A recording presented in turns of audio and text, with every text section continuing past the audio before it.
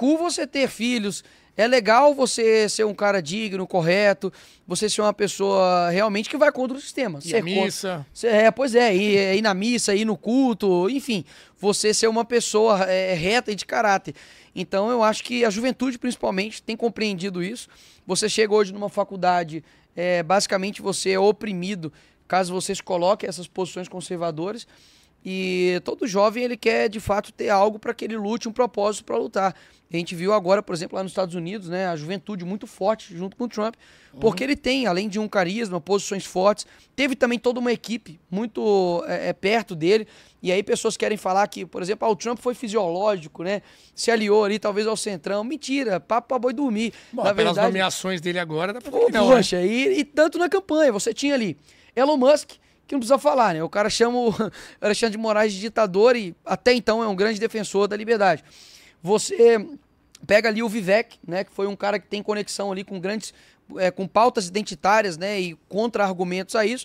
Você tem o Kennedy, né? Que foi um cara que, meu irmão, na época da pandemia era mais radical do que os caras aqui do Brasil, né? No sentido de falar sobre a pandemia, enfim. Foi nomeado agora como se fosse o ministro da Saúde. E lá. meteu o Make America Health Again, né? Exato. Tipo, vamos tornar a América saudável de novo. Ou seja, são pessoas de posições. Você tinha ali o Joe Rogan, né? Que é o maior comunicador de podcast, talvez, não talvez, do mundo. E tem posições firmes também. Você tem ali o Charlie Kirk, né? Que é também um jovem que tem esse embate muito com a esquerda, né? Progressista ali nos Estados Unidos. Ou seja, ele tinha ali uma equipe que você não pode falar que é uma equipe de centrão, não. O cara tinha posições. A postura do Trump realmente foi uma postura elegante, uma postura carismática e que acabou com a Os próprios Câmara. debates, né? Muita gente se questionou, né? Poxa, ele não tá tão agressivo. Sim. Ele tá mais controlado ali. No primeiro debate, o Biden acabou ele próprio se entregando, né? Digamos assim. Mas o debate com a Kamala Harris, o pessoal até falou que achou que ela tinha ido bem, né? Foi aquele início dela, que ela chegou a aparecer bem nas pesquisas, e depois chegando a data. Porque eu acredito que, mais uma vez, é a cultura woke, né? Que é essa lacração da esquerda, de tudo ter ali um politicamente correto, isso cansa. Né? Você vai num show, por exemplo, aí o cantor chega lá e faz o L. Aí você vai comprar uma roupa e tem lá coisas LGBT. Aí você vai comprar uma comida, não, aqui já não tem mais aqui é tudo comida sojada. Então assim, as pessoas já, quero viver, eu quero poder trocar uma ideia, eu quero contar uma piada. Então esse seria aí um calcanhar de Aquiles da esquerda hoje, né? O pessoal fica ali. E qual que é esse calcanhar de Aquiles da direita? O que você acha que é algo que a direita hoje faz e que, poxa, o pessoal pode olhar e falar, cara, isso aqui também não é legal? Cara, olha só, eu acredito que a coalizão e ter alianças ela é importantíssima. Eu mesmo converso com todo mundo. Só tem algumas figuras que eu não converso porque, de fato, é insalubre. Mas eu converso com todos e não tenho nenhuma dificuldade em falar isso, né? Se tiver ali na Câmara, ali, ter que conversar, por exemplo, com figuras da esquerda, como eu converso, né? A matéria-prima que eu tenho para trabalhar, né? É uma sala de aula gigantesca que eu não escolhi os alunos, né? Então eu converso com liderança do PT, com liderança do PCdoB. Fizemos várias reuniões por conta da CPI do dia 8 para poder negociar. Então, ou seja, há um limite para negociação e para coalizão. O que a gente não pode deixar é com que a população, né, a opinião pública, acredite que nós estamos assim cedendo ou que nós estamos assim fazendo uma coalizão que ultrapasse o limite daquilo que nós vivemos, por exemplo, em 2018, né? No âmbito de não se aliar ao centrão, no âmbito da gente permanecer firme com naquilo que a gente acredita. Por exemplo, PEC das domésticas. O Bolsonaro, se eu acredito, foi o único ou um dos únicos que votaram contra. Na época tomou pancada até. E foi o que as posições firmes dele levou ao fenômeno Bolsonaro. Ou seja, cara, o que esse cara fala é o que a gente tá querendo falar. Só que a gente estava escravizado a um discurso que, se eu falasse isso no meu trabalho, eu ia tomar pancada, eu ia ser cancelado. E hoje não. Então eu acredito na essência da direita, que de fato seja uma direita combativa, corajosa e que a gente consiga gerar esperanças nas pessoas. Mas você está propondo um meio termo, então, porque tem uma discussão grande hoje, inclusive até olhando a eleição das casas, né, presidência do Senado e da Câmara, se a direita deve, por exemplo, lançar um candidato próprio, 100% alinhado ali às pautas mais raiz da direita, ou se aliar com um candidato que tem mais chance, que foi o que acabou acontecendo, né? Já tem um consenso ali em torno do sucessor do Arthur Lira e também no Senado, no caso até o Alcolumbre. Porque, por exemplo, se você fica do lado perdedor, você não tem acesso à presidência de comissões. A gente hoje tem, no PL, tem a CCJ, você está na Comissão de Educação. Por quê? Porque apoiou o Arthur Lira lá atrás. Você, nesse debate, você é a favor do quê, então? De lançar uma candidatura própria ou de se aliar a quem vai ganhar para não ficar de fora do espólio ali do poder? Não, mais uma vez, eu sou a favor de analisar cada caso é um caso. Como você tem, por exemplo, hoje, a questão da anistia, que é importantíssimo. Não dá para brincar com vida de pessoas. Então, ok, é justíssimo apoiar um candidato à presidência da Câmara que tenha um acordo para que essas pessoas recebam a anistia. De novo, o Nicolas está dizendo aqui que já tem um acordo. Não, isso aí e vai ter anistia. Isso aí é de... Até mesmo porque, se não houvesse acordo, não estariam falando... Você já combinaram com os russos? Não, pois é. Eu não, mais uma vez, não fiz parte de nenhum trâmite desse acordo. Só chegou, de fato, até nós de que há esse acordo. Não é à toa de que agora estão falando que a anistia foi pro ralo, né? Ou seja... Se não tivesse um acordo, não estaria pro ralo. Ou seja, nesse caso, sim, de fato, foi o que eu disse. Nunca discordei de apoiar, por exemplo, o Hugo Mota, caso isso, de fato, seja cumprido. Porque eu quero que as pessoas estejam libertas. E eu não posso simplesmente ser, digamos assim, radical, não levar isso em consideração. Certo. Agora, para outros aspectos, eu, de fato, preciso ver a estrada da realidade. De que as nossas prerrogativas, elas não teve nenhum tipo de avanço no sentido da defesa delas. Nós tivemos aí Carlos Jordi, que era o até então líder da oposição da Câmara, tendo uma busca e apreensão sem lá com CRE. Você teve Deltan perdendo seu mandato. Você tem agora Marcel Van Hatten, Cabo Gilberto, acredito que Eduardo Bolsonaro também sendo processado por fala em tribuna. Eu também, por fala em missão oficial, sendo processado. Ou seja, o que de fato avançou para a direita de ter feito uma coalizão.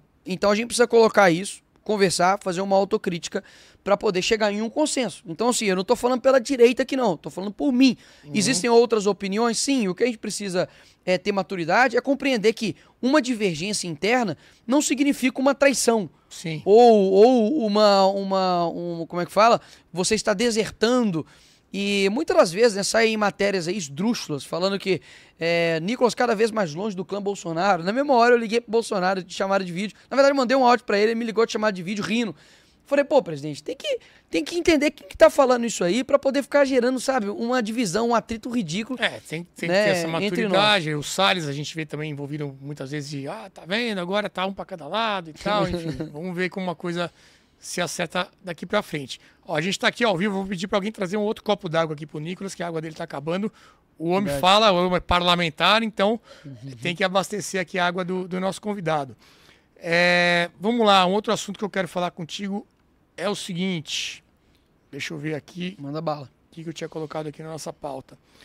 Você citou algumas vezes aí, né, a questão do Trump, inclusive acho que também tem a ver com essa pauta da anistia, né, e de outras brigas aqui da direita que estão tendo um apelo mais internacional, inclusive. Como é que você viu esse resultado lá dos Estados Unidos? E você realmente acha que isso pode ter consequências, pode ter mudanças na política brasileira a partir da vitória do Trump nos Estados Unidos? Olha, eu acredito que sim. Eu, como conservador, sou cético para tudo. Eu não vou falar assim, opa, Trump ganhou, tá resolvido, Alexandre de Moraes vai pra cadeia e a Lula vai sofrer impeachment. Não. Acho que a gente tem que ter calma para poder, mais uma vez, fazer uma análise fria daquilo que está acontecendo. Ponto é, o Trump na presidência é muito melhor do que a Câmara? Não tenho dúvidas. A Câmara colocaria talvez uma agenda de esquerda muito mais rápida no Brasil? Claro, porque a gente é o laboratório dos caras. O Trump ganhando agora, inclusive, colocou aí, né, pessoas no próprio governo que já deram duras críticas tanto ao Lula quanto ao Alexandre de Moraes, com relação, por exemplo, à embaixada dos Estados Unidos aqui no Brasil. Eu fiz um pedido esse ano para poder cancelar o visto, por exemplo, do Janones, por diversas mentiras que ele fez em ataque ao Trump, que era candidato à presidência da República. Ou seja, se há uma modificação dessa embaixada, talvez isso ande para frente. Então é um fôlego de esperança. O secretário de Estado, né? Agora é o... Ai, meu Deus. Marco Rubio?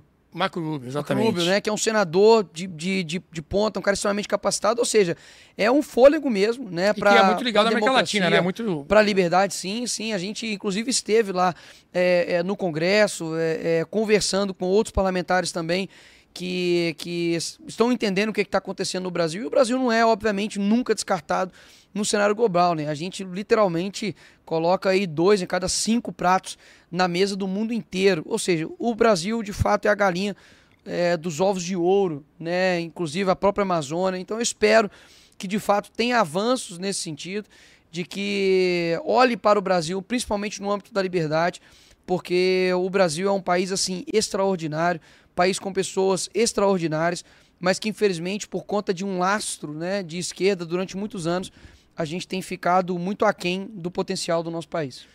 Você consegue enxergar uma tendência mundial e até olhando, por exemplo, Argentina, Estados Unidos e Brasil, né? A gente tem feito essa observação aqui com os nossos convidados. A Argentina elegeu o Macri lá atrás, 2015, se não me engano, saindo de 2 governos seguidos de esquerda, né? Com a Cristina Kirchner. Depois, nos Estados Unidos, foi eleito o Trump, depois substituindo ali o Obama. Nós tivemos depois, no Brasil, o Jair Bolsonaro em 2018. Nenhum desses 3 conseguiu se reeleger, né? O Macri perdeu para o Alberto Fernandes, sim. O Trump perdeu para o Biden, Bolsonaro perdeu para o Lula. E agora um novo ciclo se inicia novamente, com o pêndulo indo para o outro lado. Milei vence na Argentina, não consegue se reeleger, né? O governo de esquerda. O Trump acaba de vencer contra a Kamala Harris. E temos aí 2026 sendo a próxima eleição aqui no Brasil. Você acha que é tudo uma grande coincidência? Você vê conexão entre essas eleições? Nesse mundo não tem coincidência. Eu não sou da teoria da conspiração, de que, enfim, mas o que eu vejo, mais uma vez, é uma leitura clara de que sim, acredito que o mundo esteja tendendo, né, mais uma vez, a desconectar com a esquerda por conta dessas pautas cansativas. Por um outro lado, eu vejo que os governos, né, de direita, como por exemplo o próprio Trump foi, o próprio Milei agora, o que o Bolsonaro também foi, eu acho que o nosso ponto agora focal não é somente arrumar a casa, no sentido de arrumar a economia, de deixar as coisas bem. Nós precisamos compreender que há uma guerra, sim, há uma guerra entre pessoas que querem nos destruir. Olavo dizia, né, que se você não colocar os criminosos, né, na cadeia pelos crimes que eles cometeram, eles nos colocarão pelos crimes que nós não cometemos. O que eu acho que é o anseio das pessoas é que os governos de direita, de fato, proponham e coloquem em pauta o que eles vão fazer contra os nossos inimigos. E o que eu quero estabelecer aqui como inimigo não é quem discorda de mim. Não. Inimigo nosso, de fato, são facções criminosas, são pessoas que cometem corrupção, pessoas que cometem rachadinha, pessoas que, de fato, são um freio de mão para o nosso país. E isso precisa ser feito.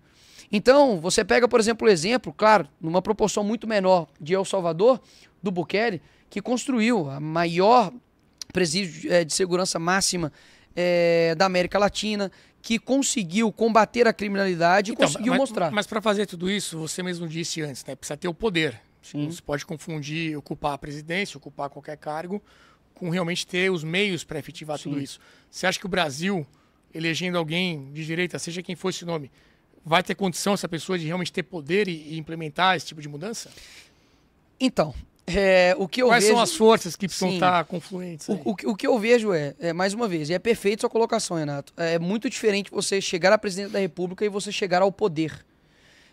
Dirceu, né, já disse bem claro, não, a gente não vai ganhar as eleições, a gente vai tomar o poder. Então percebe-se que o poder nominal de uma presidência não se confunde com o poder real. Então nós continuaremos tendo um STF completamente político, com cargos que vão até 2056, 2046. Então até aí, quase meus 50 anos de idade, Dino continua sendo ministro do STF e outros players políticos continuam sendo aí da política. O que eu sinto e tudo tem momentos, tá? Vai ter um momento certo que eu vou poder falar isso de maneira bem aberta. Mas eu vejo que no nosso país, para ter mudanças, também exigem efeitos colaterais. Não tem como você pegar uma casa completamente suja e querer simplesmente limpar com uma escova de dente. Você precisa de produtos de limpeza fortes, você vai ter mau cheiro, você vai precisar de talvez esfregar de uma maneira mais firme. E eu vejo que é um desafio muito grande o Brasil, que é um país gigantesco, ter mudanças como em El Salvador, que é um país bem menor. O que eu proponho?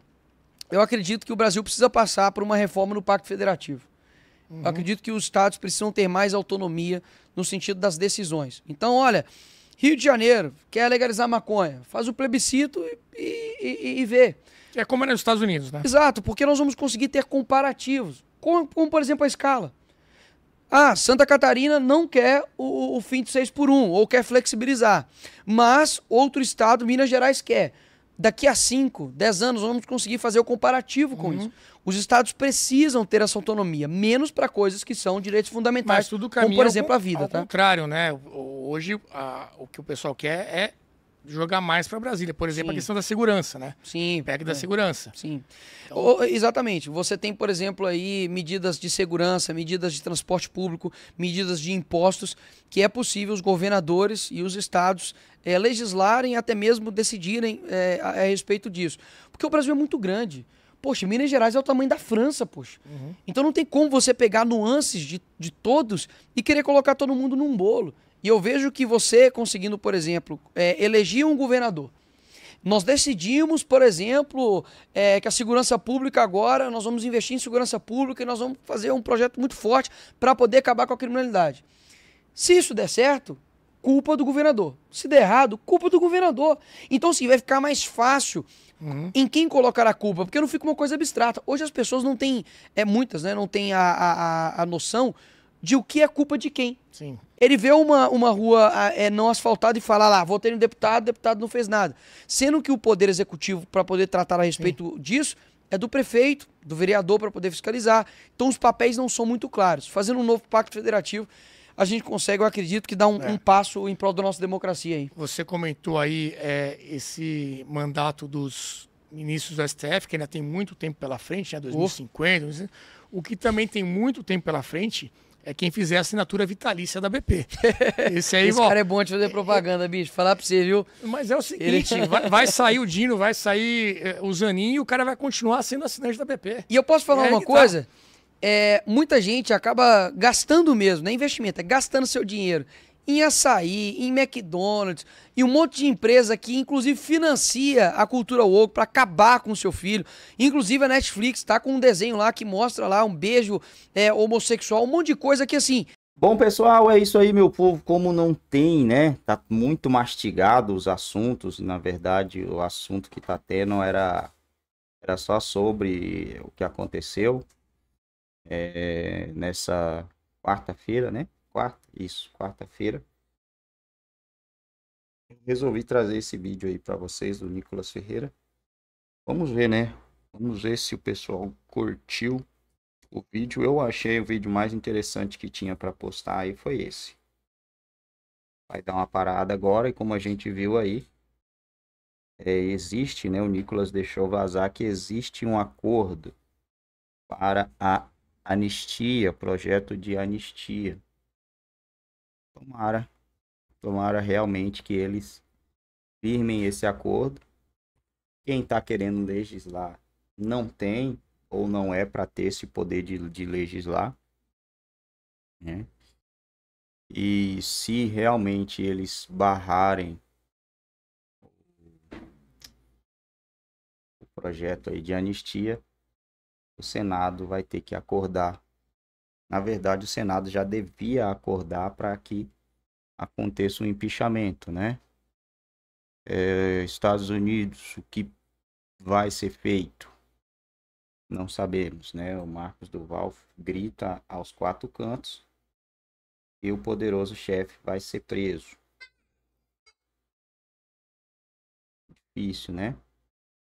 É difícil até acreditar que isso é possível, mas a gente não tem outra escapatória, não tem outra chance. Eu acho que se ele fosse ser preso assim tão cedo, tão fácil, eu acho que ele meio que recuaria, né? Saberia o que ele cometeu saberia o que ele cometeu não, né? Ele deve saber o que cometeu. Mas ele já deve ter estudado todas as possibilidades, né? Deve ter várias pessoas trabalhando ali com ele. estudando todas as possibilidades de prisão, de empichamento. Agora, sanção americana, isso aí eu tenho uma certeza bem grande de que não ele, eles sofrerão, né? Eu, no lugar do Musk e no lugar do Trump,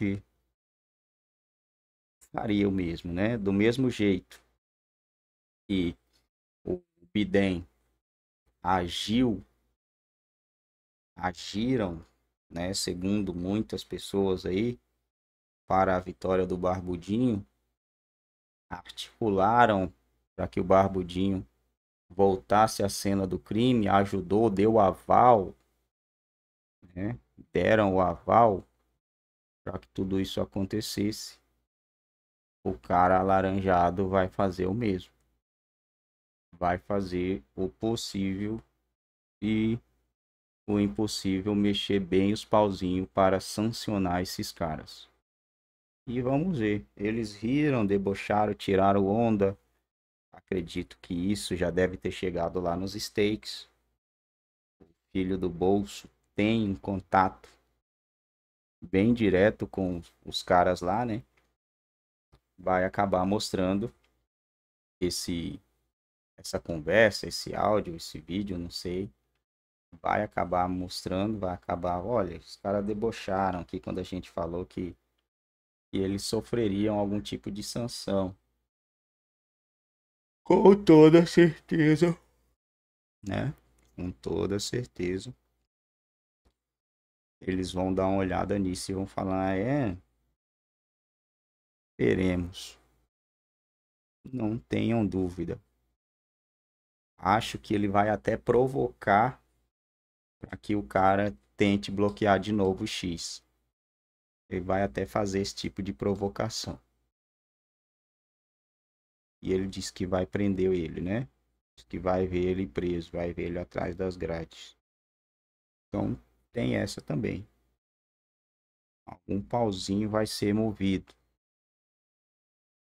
O Brasil prender, eu acho difícil, né? É difícil, não sei. Eu não sei como vai ser. Mas eu prefiro acreditar, sim, que alguma reviravolta, alguma coisa vai acabar acontecendo no final. Vamos ver.